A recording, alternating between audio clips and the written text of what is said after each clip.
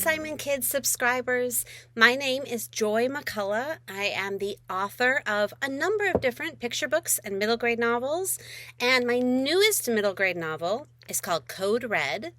And today I'm going to be reading to you for a few minutes from the first chapter. So hopefully you will get a taste and want to check out the rest of the book.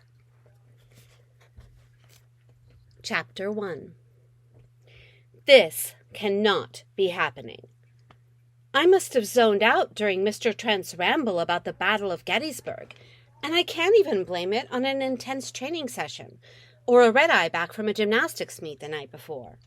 Last night, all I did was stare at YouTube and try to ignore the fact that my friends were all on the way to classics. But when I catch up to the rest of the class, everyone is staring out the window at the school parking lot. Probably alerted by Tyler, who is extremely excited about the sweet ride that just pulled in. My mom's sweet ride. Sure enough, those are my mom's red-soled high heels stepping out of the Porsche, my mom's impeccable suit, perfectly coiffed hair, pristinely made-up face. "Isn't that your mom?" Kaya asks. Of course it is. No one else's mom looks like that here in the Seattle suburbs, where the moms go without makeup and let their hair go gray and wear their nice yoga pants to school functions. School functions! Even Mr. Trent is distracted by the car and also maybe by the appearance of my instantly recognizable mother. "Go ahead, Eden," he says. He probably thinks someone died. I'm starting to hope that's why she's here, even if I know it's not.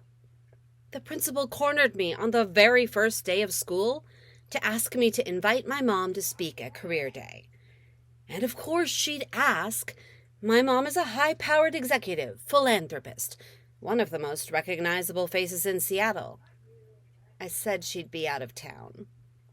It seemed plausible. Most people assume my mom travels all the time, but flying on airplanes is the one thing she can't do. So she has people who travel for her, and she reigns supreme here in Seattle. Kind of ironic that she married a pilot, but then maybe it makes sense why she divorced him. Anyway, the principal didn't know that about the airplane phobia, so I figured I was in the clear. Until a minute ago. I hurry through the hallway toward the main office, trying to convince myself someone did die. Not Dad, obviously, and not Grandma. No one in our family. Maybe like a distant cousin? She'd totally interrupt her workday to come pull me out of school and tell me a distant cousin had died. That actually seems more plausible than interrupting her workday to come talk to a bunch of middle schoolers. "Well, there she is," Principal Grady says, as I burst into the front office. I can't read her face and honestly don't even care if she knows I lied to her. I have much bigger problems right now. "Mom, what are you doing here?" It's every bit as mortifying as I expected. It's complete justification for my lie. I knew what it would mean for my mom to speak at Career Day. If anything, I underestimated the horror. "So remember, girls," she says when her speech is finally over, and I'm nothing but a puddle of embarrassment melding with the other mysterious stickiness on the auditorium floor. "When it's your time of the month, you'll never be caught by surprise if you keep a stash of my secret products in your locker." Over the past 2 years of doing online school to accommodate my training schedule, sometimes I'd think wistfully about regular school things like talent shows or field days. But clearly, I left off in elementary school and couldn't conceive of the horrors middle school would bring. I could not conceive of my mother telling an auditorium full of my peers to fill their lockers with her company's period products. Last I saw them, none of my friends at the gym had even gotten their period yet. My days of online school and rigid training schedules ended for good a couple of months ago when I overshot a handstand on the bars and tore my labrum, a part of my shoulder that was already dicey from years of repetitive stress. If I'm honest, my gymnastics career had been on shaky ground for a while.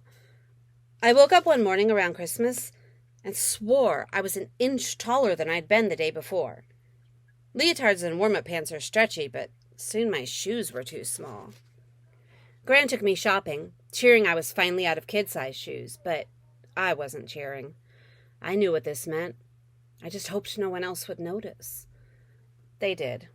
My coaches had to notice, because they had to teach me how to make adjustments for my growing body. When you suddenly shoot up 3 inches in a couple of months, it throws off your balance, your form, basically everything about your life as a gymnast. I tried to shut out the chatter about how my growth would factor into my chances at the Hopes Classics. Control this moment, Coach Amy always said. Classics weren't until the spring. I tried not to think about how I was suddenly the tallest girl on the team. Most gymnasts are small, but there have been some taller girls in the elites, Svetlana Korkina, Nastya Lukin. Sure, they're absolute prodigies and once-in-a-generation gymnasts, but why couldn't that be me? Kyla Ross grew almost 5 inches and still managed to dominate college gymnastics after the Rio Olympics. "You'll never make it to the Olympics now," my mom said, at my birthday dinner a few weeks after the injury. "There's no point in continuing with gymnastics." "Heather," Gran said, "why would you say such a thing?" "I'm only being realistic, Mom.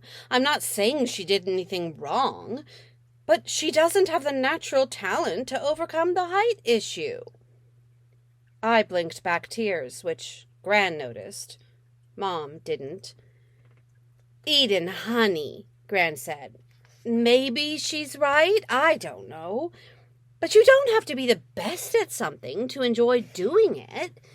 You could keep doing gymnastics." "Don't be ridiculous, Mother," Mom said. Because to her, there's absolutely no point in doing something if you aren't the best there ever was. Maybe it's not too late to pivot to ballet or modeling, though you might not be tall enough for that. So there you go. That is most of the first chapter of Code Red. Thank you to everyone for reading along with me today. For more videos like this, subscribe to the Simon Kids YouTube channel and check back often. Have a great day.